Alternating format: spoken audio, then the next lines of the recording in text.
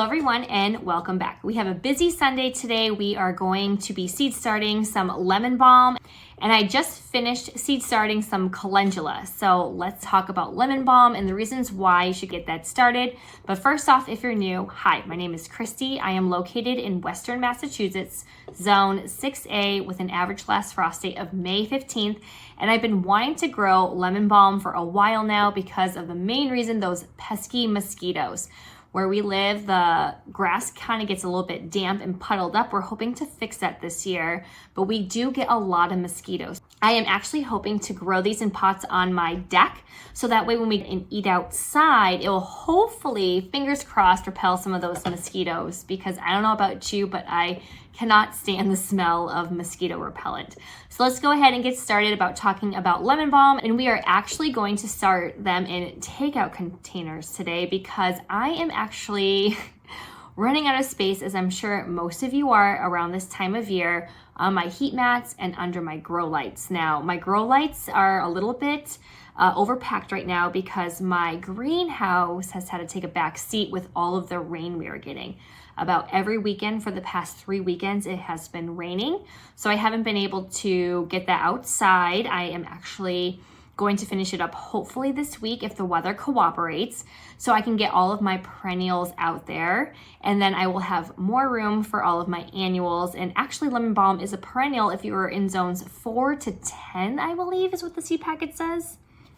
Yes, 4 to 10. Lemon balm is part of the mint family, so it is wise to get these into containers unless you don't mind them taking over your garden potentially. I like to go and just think of putting them in the containers. They'll do their job, keeping those mosquitoes away. And I also don't mind for them to go to flower as well. I can go and collect the seeds, and it is also very good for your pollinators. I need as many in as I can, especially since I am deep into the woods.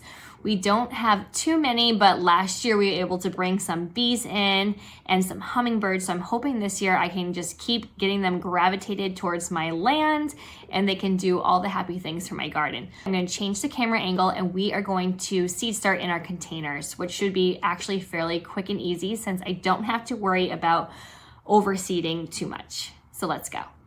As always, we're going to do a quick review on what your seed starting mix should be like. You can also use potting mix as well, so don't feel like you have to use seed starting mix. I just personally like it, and I got a good deal on it during Black Friday, so I had a few bags left. So I like to go ahead and get mine pre-moistened. I just add some water. You just give it the little squish test. If it holds its form, but it doesn't have water droplets coming out, you are good to go. If it's too watery, just add some more seed starting mix. No worries, it's a quick and easy fix. So I'm going to fill my takeout container, and I actually get a lot of these because my daughter loves these little dino chicken nuggets from a local grocery store. So between me and my mother-in-law, we actually get a lot. So I think next year, I do plan on trying seed starting more in these takeout containers and then plucking them out, because it actually was not too bad with the dahlias. I didn't mind, and it gave me like some nice little like downtime before I went to bed. So I actually did enjoy doing this process. So lemon balm, I had this from Burpee. They were actually from last year and I just never got around to growing them. I think I bought them too late in the season, I felt like. So it does say that there are 700 of them in this, and they are teeny tiny, which is another reason why I didn't want to put them in like a 6L tray or a 24 or 48 or 72, whatever you have. I didn't want to have to go through a toothpick and comb through them. So I'm just going to sprinkle them in here. I don't need that much, but maybe I can go ahead and just give some away after. They're good for teas, I heard. So there's lots of different uses for lemon balm. I just want to keep the mosquitoes away, to be honest. So I'm just going to sprinkle. I think this is probably way too much. If you are new, I feel like I am very much into overseeding, and if you are returning, is something I feel like you might be hearing me say a lot. So as it's said in the instructions, just to lightly make sure you tamp them in. So you just want to make sure they have good contact with the soil. I'm not going to be putting any more seed starting mix on top. I am just going to reach down and I will just lightly cover with some vermiculite. This does allow light to come through, so this should be good. And then I have my spray bottle. We will go just make sure we spritz this in so it is still nice and moist on top, and I feel like it also helps let the vermiculite settle. Now, since I do work full time, I do check every morning and every night just to make sure that there is moisture in here. I just give it a little feel, and if I need to go ahead and add some more water to it, I will do so then. So all we have to do is just put the top on.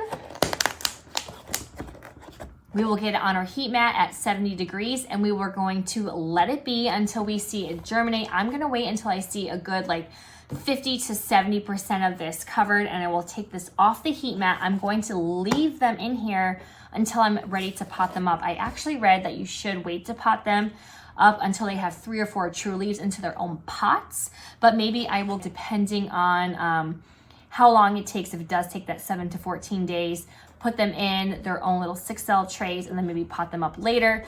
I have been potting up my peppers, and I'm seriously running out of room, and I've been potting up my extra tomato starts as well, and some old marigold 6L packs that are a little bit deeper and wider. So I have been super busy at night.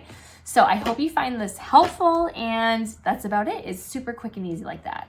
I'm super excited to be adding some new things to the garden this year, things that I'm going to be starting for the first time. So I will definitely be giving you some updates. I also need to do a vlog just to show you what everything is looking like. The tomatoes, as you see, are looking fantastic. I did lose some along the way, I am not gonna lie. I always have some that just don't make it, so that's why I always start extra and just try and keep them stringing along until I can pot them up. So I did lose probably anywhere from 5 to 7 plants, but out of the 100 and something that I had, I don't find that too terrible. But the peppers are doing fantastic, so definitely check out what all my potting up has been with dahlias and peppers and tomatoes. We are weeks away from getting everything out into the garden and starting the flower stand, which I'm super excited about. So we're gonna have a very busy year, and I can't wait for the rain to stop. So I hope you go ahead and stay tuned and keep watching these updates. Thank you so much for watching, and if you found this helpful, don't forget to like and subscribe. Thank you so much, and have a great day.